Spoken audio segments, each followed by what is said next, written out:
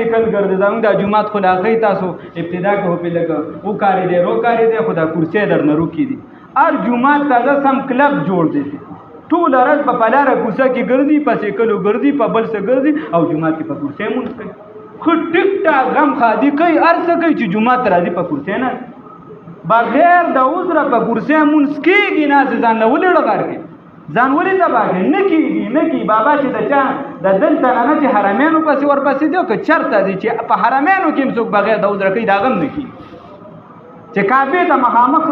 امام ولاړ و بغیر د عذره په کرسۍ کې مونځ کوي نه کېږي بابا دا دلته د ختم نبوت کانفرنس چغې م ورته ووایه دا خلک توبه کړه بس باران شو باران دی باران ته خلک داسې وګڼي دا د ناستې عذر دی رسول الله صلی الله علیه وسلم احادیثو کې راځي مسجد نبوي کې مونځ وکړو چې د سارې چې خلکو رڼایې سروي په تندي مبارک باندې خټې وي مسجد نبوي کې ټول مونځونه داسې شوي خټې وي په تندي مبارک باندې